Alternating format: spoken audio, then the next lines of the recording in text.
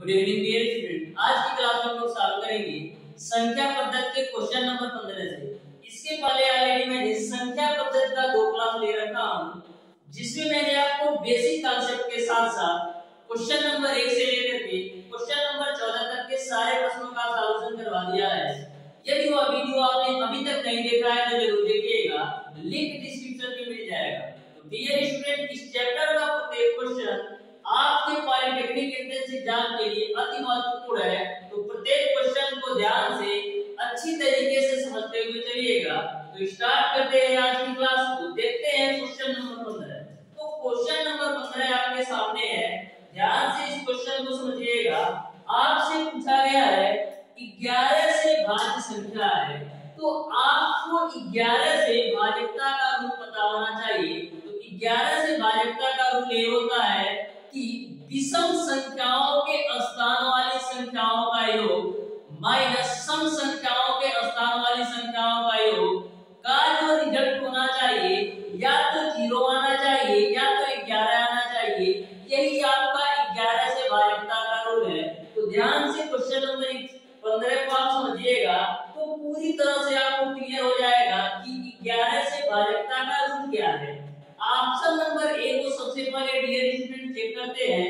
Option number A आपको दे रखा है 17, 92 और 12। तो मैंने क्या बताया? मैंने आपको बताया कि 11 से भाज्यता का जो रूल है वह विषम संख्याओं के स्थान वाली संख्याओं का योग माइनस सम संख्याओं के स्थान वाली संख्याओं का योग का जो रिजल्ट है या तो 0 आना चाहिए या तो 11 आना चाहिए। वही आपका 11 से भाज्यता का रूल है। तो देखिएगा ये आपका विषम संख्याओं पर कौन है? 1 है, 9 है और 1 है। यानी कि सबसे पहले आपको विषम संख्याओं के स्थान वाली संख्याओं का योग कर देना है। तो विषम संख्या पर कौन है? 1 है, 9 है और 1 है। तो 1, 9, 1, 10 और 1 11 हो गया। अब आप माइनस करिए सम संख्याओं के स्थान वाली संख्याओं का योग। तो सम संख्या के स्थान पर कौन है? 7 है, 2 है और 2 है। तो 7, 2, 9, 2, 11 है। तो 11 माइनस का 11 यानी आपका 0 आ गया।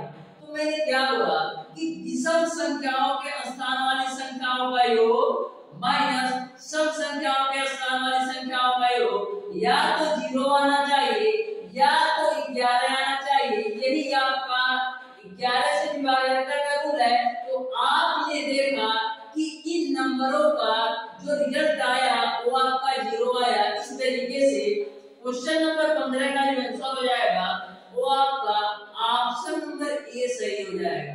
डियर स्टूडेंट, आपको यदि ऐसे प्रॉब्लम है तो आप ऐसे भी कर सकते हैं। इसको सबसे पहले नंबरिंग कर दो, 1, 2, 3, 4, 5 और 6।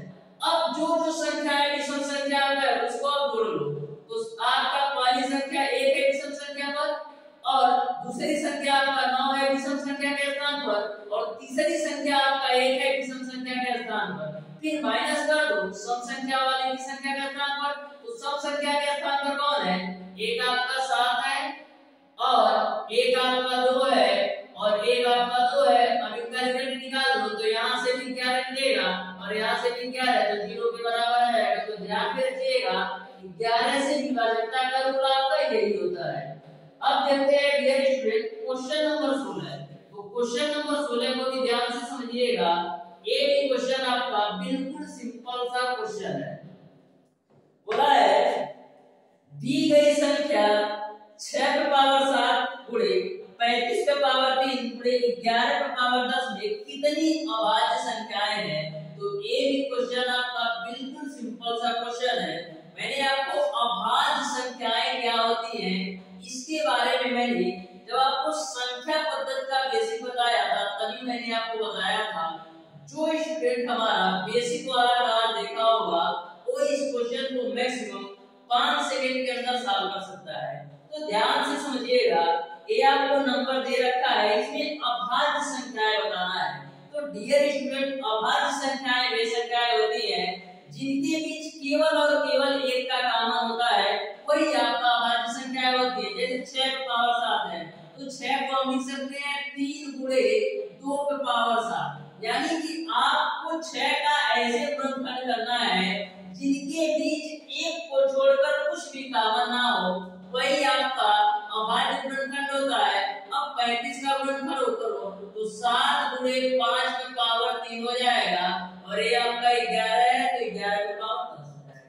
अब देखिएगा 3 गुणे 2 पे पावर 7 है, यानी कि जो आपका पावर 7 है वो 3 का भी है और 2 का भी है, तो इसको हम अलग अलग लिख सकते हैं, यानी 3 पे पावर 7 गुणे 2 पे पावर 7, और जो आपका पावर 3 है वो 7 का भी है 5 का भी है, तो इसको हम लिख सकते हैं 7 पे पावर 3 गुणे 5 पे पावर 3 गुणे आपका हो जाएगा 11 पे पावर 10।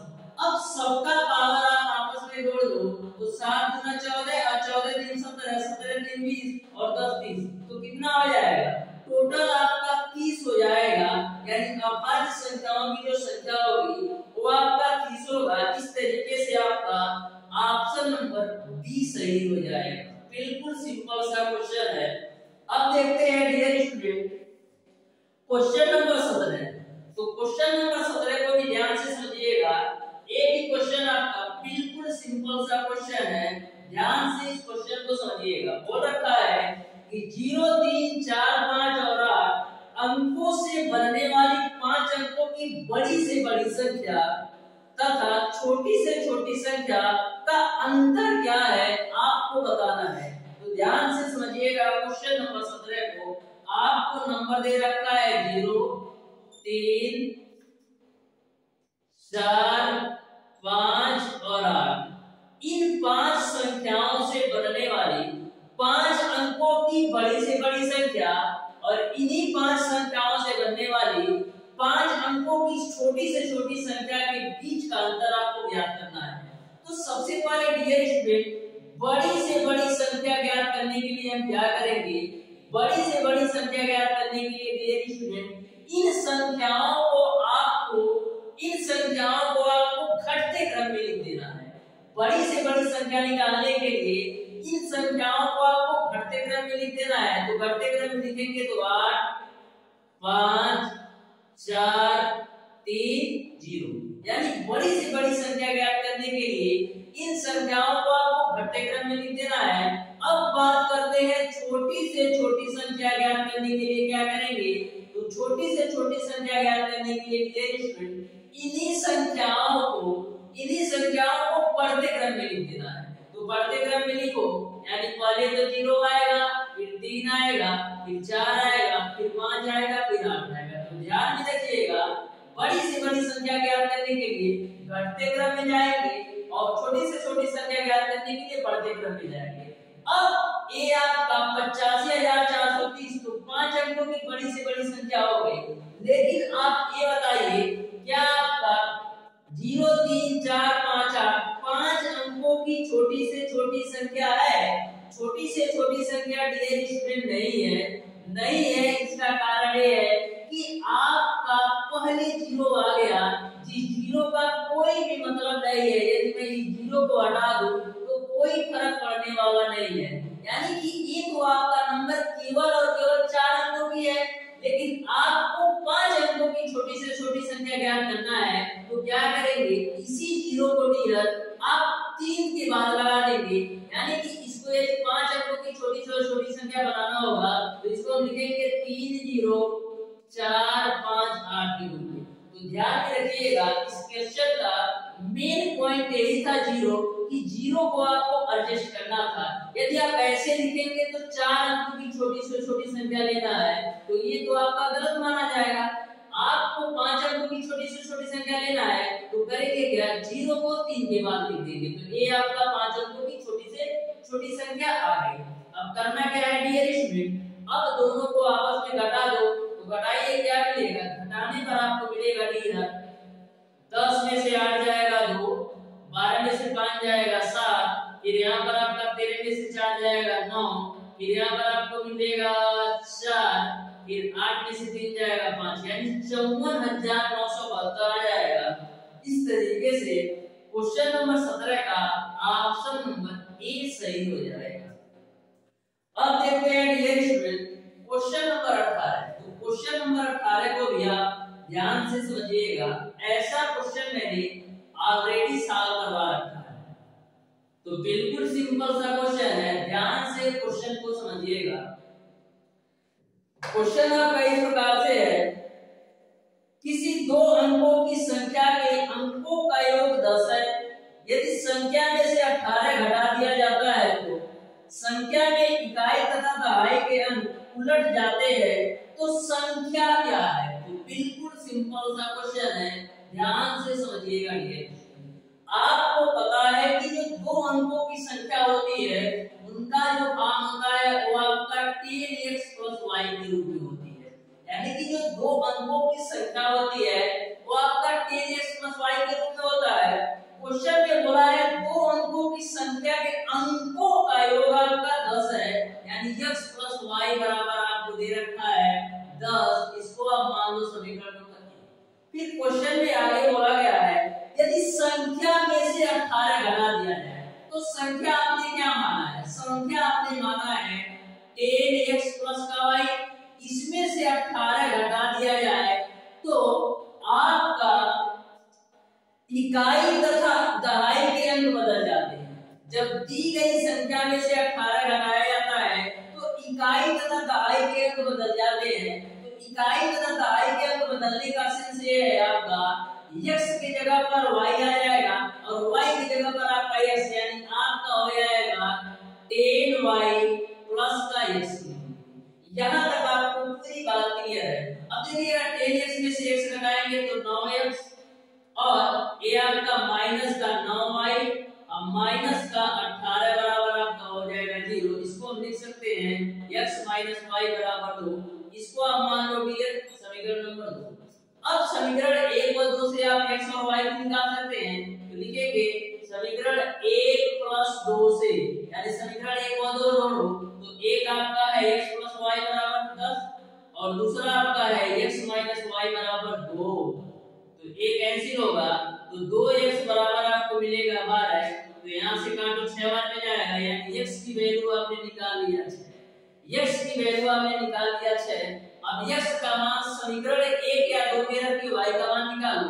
तो x का मान 6 समीकरण 1 में रखोगे तो y की वैल्यू आपको मिल जाएगी 4। तो संख्या आपको क्या मिल गई? संख्या आपको मिल गई डियर स्टूडेंट 64। ये 64 कैसे आया? देखो 10 x की वैल्यू आप रख दो डियर 6 और प्लस का y की वैल्यू 4।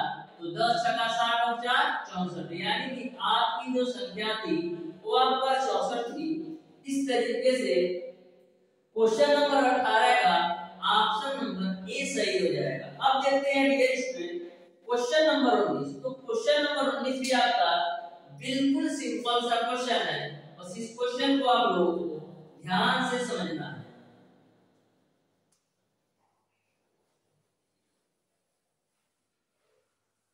क्वेश्चन नंबर 19 आपका इस प्रकार से है, एक दो अंक की संख्या इस प्रकार की है कि उसके अंकों का गुणक 56 है। जब संख्या में से 9 घटाया जाता है तो अंकों के स्थान में व्यतिहार हो जाता है संख्या है। तो ध्यान से जब क्वेश्चन को पढ़ोगे तो आपको ऑप्शंस में इसका आंसर मिल जाएगा। क्वेश्चन में बोला गया है कि उसके अंकों का गुणक 56 है, यानी कि आपको ऑप्शन में चेक करना है कि किस ऑप्शन में अंकों का गुणक 56 के बराबर आ रहा है। तो ध्यान से देखिएगा तो ऑप्शन नंबर सी आपको दे रखा है 87। क्या हम अंकों का गुणक करेंगे तो 56 आएगा? तो हाँ, 8 से आपका 56 होता है। तो अंकों का गुणक करने पर आपका 56 आ रहा है और एक ही ऑप्शन ऐसा है जिसमें अंकों का गुणक करने पर 56 आ रहा है। इस तरीके से क्वेश्चन नंबर 19 का आपका ऑप्शन नंबर सी सही हो जाएगा। इसको सॉल्व करने की कोई जरूरत नहीं है। अब देखते हैं डियर स्टूडेंट क्वेश्चन नंबर 20। तो क्वेश्चन नंबर 20 को भी आप लोग ध्यान से समझिएगा। बोला है 1 से 100 तक की प्राकृतिक संख्याओं का योगफल क्या है? आपको 1 से 100 तक की प्राकृतिक संख्याओं का योगफल ज्ञात करना है। तो मैंने आपको बताया था कि प्राकृतिक संख्याओं का योगफल का जो फार्मूला होता है वो आपका n डिवाइडेड बाय 2। कब? जब आपको n प्राकृतिक संख्याओं के योगफल की बात की जाए तो आपका फार्मूला होता है n प्राकृतिक संख्याओं का योगफल बराबर n डिवाइडेड बाय 2। अब n का मान कितना लेंगे? 1 से 100 तक। तो कितनी संख्याएं आएंगी? 100 संख्याएं आएंगी। तो n की जगह पर 100 रख दो तो 100, ये 100 प्लस का 1 और डिवाइडेड बाय 2। 2 से काटेंगे तो 50 बार में कटेगा। तो यहाँ से आपको मिलेगा 50 गुणे 101। तो गुणा कराओ तो आपका 0, 5 से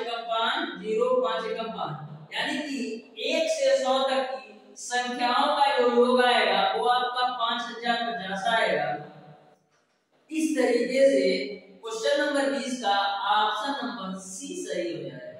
अब देखते हैं डियर स्टूडेंट क्वेश्चन नंबर 1। एक बात और मैं आपको बता दूं डियर स्टूडेंट, आपका पॉलिटेक्निक एंट्रेंस एग्जाम का फॉर्म जनवरी के लास्ट वीक तक आने की पूरी संभावना है। यदि ज्यादा लेट होगा तो आपका जो पॉलिटेक्निक एंट्रेंस एग्जाम का फॉर्म है वो आपका 10 फरवरी के अंदर 100% आ जाएगा। और इसी बीच आपका IERP एंट्रेंस एग्जाम का भी फॉर्म आएगा। तो आप लोग तैयारी बेहतरीन ढंग से कीजिए और आपका जो एग्जाम है चाहे वो पॉलिटेक्निक हो या IERP एग्जाम जो है मई के फर्स्ट या सेकंड वीक में होने की पूरी संभावना है। तो ध्यान से समझिएगा डियर स्टूडेंट क्वेश्चन नंबर 21। तो क्वेश्चन नंबर 21 आपका इस प्रकार से है, 1 से 20 तक की सभी सम संख्याओं का योगफल क्या है।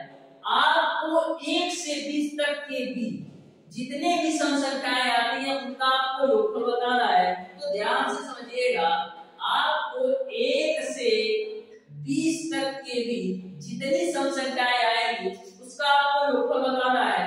तो इसका आपका एक फार्मूला होता है सम संख्याओं का योगफल का n/2 ब्रैकेट में n/2 प्लस का 1। तो इस फार्मूला को आप ध्यान में रखो, 2 सेकंड के अंदर हल कर जाओगे। आपको 1 से 20 तक के बीच जितनी भी सम संख्याएं आएंगी उसका योगफल बताना है।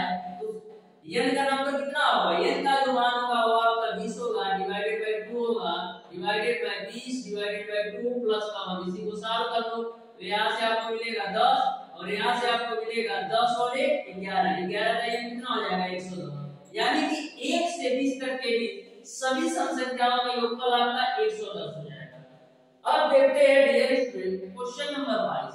तो क्वेश्चन नंबर 22 को भी ध्यान से समझिएगा। बोला है प्रथम 20 सम संख्याओं का योगफल ज्ञात कीजिए। आपको प्रथम 20 सम संख्याओं का योगफल ज्ञात करना है। तो प्रथम 20 सम संख्याओं का मतलब ये है आपका 2 4 6 8 10 12 14। तो कितनी संख्याएं हुई, 1 2 3 4 5 6 7। इसी प्रकार से आपको 20 सम संख्याओं का योगफल ज्ञात करना है। तो ध्यान में रखिएगा क्वेश्चन नंबर 21 और क्वेश्चन नंबर 22 में अंतर है। क्वेश्चन नंबर 21 में आपको 1 से 20 तक के बीच जितनी भी सम संख्याएं आती हैं उसका योगफल ज्ञात करना था।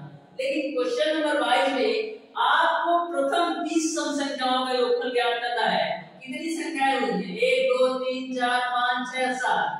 आपको 20 सम संख्याओं का योगफल ज्ञात करना है। तो प्रथम 20 सम संख्याओं का योगफल, प्रथम 30 सम संख्याओं का योगफल ज्ञात करना हो तो उसके लिए सम संख्याओं का योगफल का जो फार्मूला होता है n ब्रैकेट में n धन 1। तो n की वैल्यू आप रख दो 20 और ये आपका 20 प्लस का 1 तो कितना हो जाएगा 20 गुणेगा 21, यानी 21 गुणे 20 करोगे तो 420। यही आपका आंसर हो जाएगा। इस तरीके से प्रथम 20 सम संख्याओं का जो योगफल होगा वो आपका 420 आ जाएगा। यह फार्मूला आपको ध्यान में रखना है।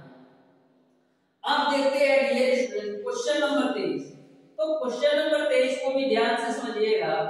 बोला है 1 से 21 तक की सभी विषम संख्याओं का योगफल क्या है। आपको 1 से 21 तक की सभी विषम संख्याओं का योगफल ज्ञात करना है।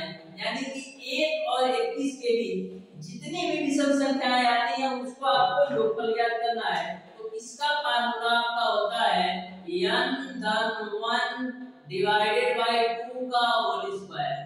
यह फार्मूला कब अप्लाई करना है, जब आपको बोला जाए कि 1 से 20 या 1 से 30 तक की सभी विषम संख्याओं का योगफल। तो उस कंडीशन में फार्मूला आपको n+1 डिवाइडेड बाय 2 का होल स्क्वायर। आपको 1 से 21 तक का बताना है ना, तो n की वैल्यू आपका 21 हो जाएगा। तो 21 प्लस का 1 डिवाइडेड बाय 2 का होल स्क्वायर।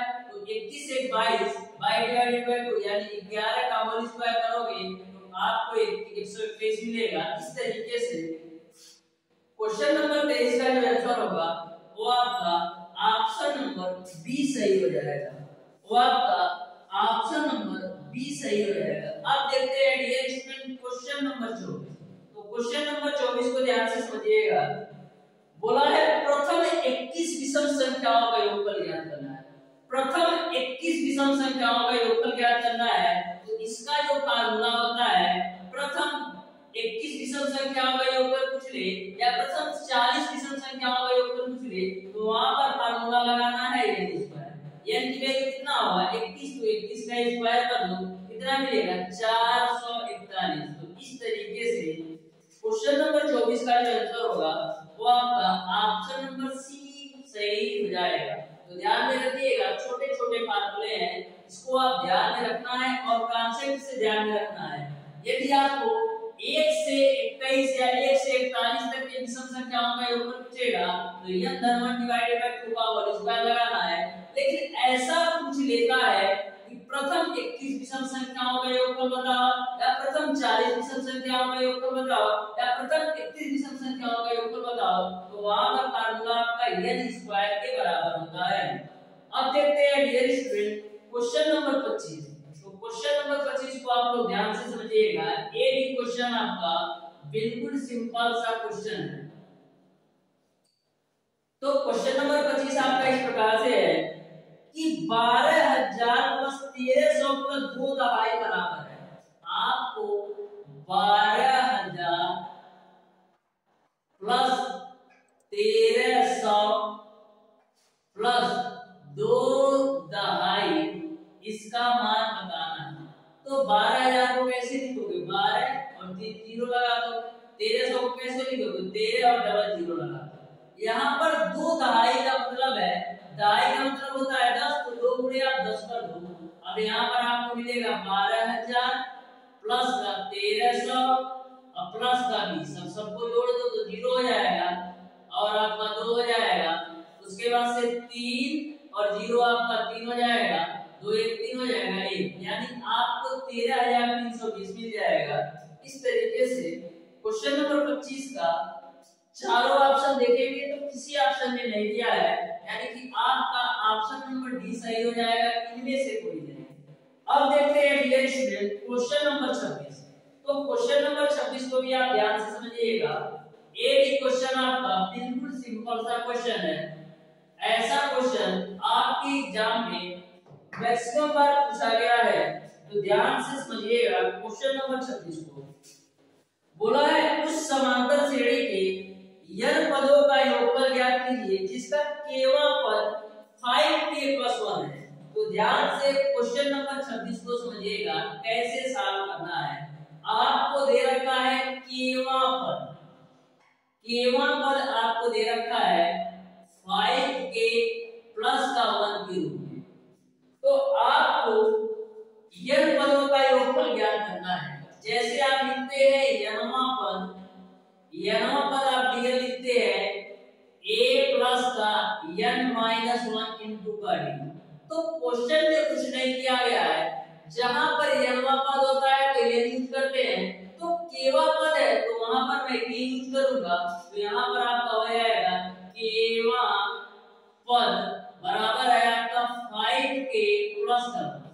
अब डियर स्टूडेंट यदि हमको प्रथम पद निकालना है यानी t1 की वैल्यू निकालना है तो क्या करेंगे, जहां पर k है वहां पर मन रखेंगे, तो 5 गुणे 1 प्लस का 1 तो कितना हो जाएगा आपका 11, सॉरी 5 का 5 और 1 कितना हो जाएगा 6 हो जाएगा। यदि हमको t2 की वैल्यू यानी दूसरा पद निकालना हो तो क्या करेंगे, जहां पर k है वहां पर 2 रखेंगे, तो 5 गुणे 2 प्लस का 1 तो यहां से आपको 11 मिल जाएगा। यदि हमको तीसरा पद निकालना है तो क्या करेंगे, जहां पर k है वहां पर 3 रख देंगे, तो 5 गुणे 3 प्लस का 1 यानी कि 16। तो कितना भी पद आप निकाल सकते हैं। यदि यहां पर 4 रखेंगे, k की वैल्यू 4 लेंगे तो चौथा पद आएगा, 5 लेंगे तो पांचवा पद आएगा। आपको n पदों का योगफल ज्ञात करना है, तो आपको मिल गया जो श्रेणी आपको मिल गई वो आपको मिल गई 6 11 16 डॉट डॉट डॉट n पदों तक का योगफल ज्ञात करना है। तो डियर स्टूडेंट n पदों के योगफल का फार्मूला होता है s बराबर n/2 2a प्लस का n-1 इंटू का d आपका होता है। अब देखिएगा n की वैल्यू आपको n ही रखना है क्योंकि n पदों का योगफल ज्ञात करना है। a आपका 2, a की वैल्यू आपका है 6 प्लस प्लस का n माइनस 1 और d की वैल्यू कितनी आएगी, सारा आंसर आप देख लीजिए। तो 11 में से 6 जाएगा 5, तो यहाँ पर d की वैल्यू आपको मिल जाएगी 5। तो इसको आप सॉल्व कर लो तो n/2, यहाँ से आपको 2 छक्का 12 प्लस का n माइनस 1 इंटू का 5 मिल जाएगा। अब देखते हैं डियर स्टूडेंट आगे इसको कैसे सॉल्व करना है। अब यहाँ से डियर स्टूडेंट आपका आएगा n/2 ब्रैकेट में, ये आपका 12 है तो 12 रखना है, इस 5 का मल्टीप्लाई करा दो तो मिलेगा आपको 5n माइनस का 5। तो यहाँ से आपको मिलेगा n/2, 12 में से 5 घटाओगे तो 7 प्लस का 5n।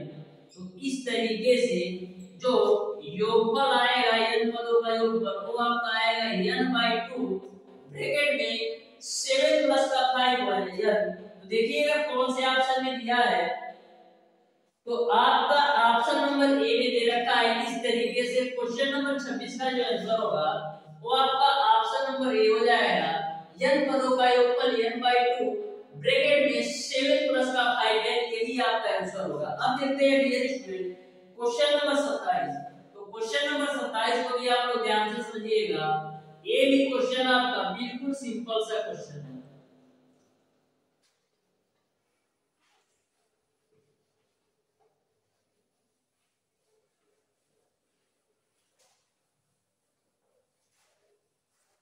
देखिएगा क्वेश्चन नंबर 27 बोला है यदि किसी समांतर श्रेणी का पीवा पद 1/q तथा qवा पद 1/p है तो pq पदों का योग है। तो ध्यान से क्वेश्चन नंबर 27 को समझिएगा, ये भी क्वेश्चन आपका क्वेश्चन नंबर 26 की तरह है। बोला है किसी समांतर श्रेणी का pवा पद आपका 1/q है, तो pवा पद आपको दे रखा है 1/q और आपको qवा पद दे रखा है, qवा पद आपको दे रखा है 1/p। तो आपको pq पदों का योग ज्ञात करना है। तो pq पदों का योग ज्ञात करने के लिए हमको a और d की वैल्यू चाहिए। तो pवा पद का मतलब क्या होता है, जैसे कि आप लिखते हो nवा पद को लिखते हो आप a प्लस का n माइनस 1 इंटू का d। तो pवा पद में क्या होगा, जहां पर nवा पद में आप n यूज करते हो वहीं पर pवा पद में आप p यूज करोगे। तो pवा पद क्या होगा, pवा पद आपका होगा a प्लस का p माइनस का 1 इंटू का d बराबर 1/q। इसको मान लो समीकरण। अब qवा पद तो जहां पर आपका n है वहां पर q रख दो, तो a प्लस का q माइनस का 1 इंटू का d बराबर आपका हो जाएगा 1/p। इसको आप मान लो समीकरण। अब करेंगे क्या, समीकरण 1 और 2 को घटा देते हैं तो लिखेंगे समीकरण 1 माइनस का 2 से। तो समीकरण 1 आपका है a प्लस का p माइनस 1 इंटू का d बराबर है आपका 1/q और समीकरण 2 आपका है a प्लस का q माइनस 1 इंटू का d बराबर है आपका 1/p। इसी को आपको घटा देना है, तो माइनस करेंगे तो एक को कैंसिल होगा, यहाँ से आपको मिलेगा p माइनस का 1, यहाँ पर माइनस करोगे तो p माइनस 1 इंटू का d माइनस q माइनस का 1 इंटू का d, यहाँ पर माइनस करोगे तो 1/q माइनस का 1/p। यहाँ तक आपको समझ में आ गया होगा। अब देखिएगा डियर स्टूडेंट इस d का मल्टीप्लाई कराओ तो pd माइनस का d और माइनस का इस d का मल्टीप्लाई कराओगे तो qd और माइनस का d और बराबर आपको इसको आप सॉल्व कर लो तो pq आपको ऐसे मिलेगा, यहाँ पर आपको मिलेगा p माइनस का। यहाँ से आगे सॉल्व करते हैं, ध्यान से समझिएगा। यहाँ पर देखिएगा pd माइनस का d और देखिएगा इस माइनस का इस ब्रैकेट में मल्टीप्लाई कराते हैं तो मिलेगा माइनस का qd और इसका जब माइनस d में गुणा कराओगे तो प्लस का d बराबर आपको मिल जाएगा p माइनस का q बट्टे का pq। यहाँ तक आपको समझ में आया होगा। Plus d minus d cancel, तो यहाँ पर देखिएगा मिलेगा आपको pd माइनस का qd बराबर p p माइनस का क्यूब बटे का p। इन दोनों में आप d कॉमन ले लो तो मिलेगा आपको p माइनस क्यू बराबर p माइनस क्यू बटे का p क्यूब। ये p माइनस क्यू कैसी, तो d की वैल्यू आपको मिल जाएगी 1 अपान p। तो इस तरीके से d का मान आपने निकाल लिया 1 अपान p। अब आप d का मान समीकरण 1 में रख करके a की वैल्यू निकालो। तो d का मान समीकरण 1 में रखो तो देखिएगा ध्यान से, d का मान समीकरण 1 में रखते हैं तो a प्लस का p माइनस 1 और d की वैल्यू है आपका 1 अपान p क्यूब बराबर है आपका 1 अपान q। अब देखिएगा a प्लस का 1 अपान p क्यूब का ब्रैकेट में मल्टीप्लाई कराओ तो p अपान p क्यूब माइनस 1 अपान p क्यूब बराबर आपका हो जाएगा 1 अपान q। a आपका p से p कैंसिल, तो यहाँ पर देखिएगा मिलेगा 1 अपान q और a आपका 1 अपान q कैंसिल होगा तो यहाँ से a की वैल्यू आपको मिलेगा 1 अपान p क्यूब। तो इस तरीके से आपने a और d की वैल्यू निकाल लिया। a की वैल्यू निकाला आपने 1 अपान p क्यूब और d की वैल्यू निकाला आपने 1 अपान p क्यूब। अब करना क्या है, आपको a और d की वैल्यू मिल गया, आपको p q पदों का योगफल ज्ञात करना है। आपको योगफल का फार्मूला पता है, s बराबर n/2 2a + n - 1 * d। तो जहां पर आपका n है वहां पर आप p q रख दीजिए, क्योंकि p q पदों का योगफल पूछा है। तो आपको योगफल का फार्मूला पता है, s बराबर n/2 2a + n - 1 * d। तो n की जगह पर हम p q रखेंगे और a और d का मैंने मान निकाला है तो a और d का मान आप a रख दीजिएगा। तो वहां से आपको सॉल्व कीजिएगा और बताइएगा कि क्वेश्चन नंबर 27 का कौन सा आंसर सही होगा। तो इस तरीके से क्वेश्चन नंबर 27 को आप लोग सॉल्व कीजिएगा और इसका आंसर कमेंट बॉक्स में कमेंट करके बताइएगा। अब देखते हैं डियर स्टूडेंट क्वेश्चन नंबर 28। तो क्वेश्चन नंबर 28 को आप लोग ध्यान से समझिएगा। ये भी क्वेश्चन आपका अति महत्वपूर्ण है, तो ध्यान से समझिएगा। क्वेश्चन नंबर 28 को बोला है, एक कक्षा में प्रथम पंक्ति में 45 छात्र, दूसरी पंक्ति में 41 छात्र, तीसरी पंक्ति में 37 छात्र तथा अंतिम पंक्ति में 5 छात्र हैं। कक्षा में पंक्तियों की संख्या है। तो ध्यान से क्वेश्चन नंबर 28 को समझिएगा।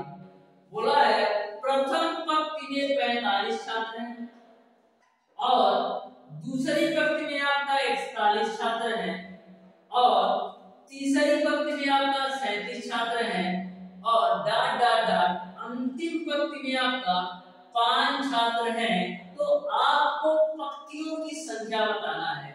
तो ध्यान से आप देखेंगे तो यह आपका एक श्रेणी के रूप में दे रखा है, जिसमें आपका प्रथम पद a की वैल्यू आपको दे रखा है 45 और अंतिम पद l की वैल्यू आपको दे रखा है 5। अब समांतर d की बात करें तो क्या होगा, इन दोनों का डिफरेंस, तो डिफरेंस निकाल लो। तो 41 माइनस का 45, क्यों, क्योंकि घट रहा है तो सेकंड वाले नंबर में से फर्स्ट नंबर घटाएंगे तो आपको मिलेगा माइनस का 6।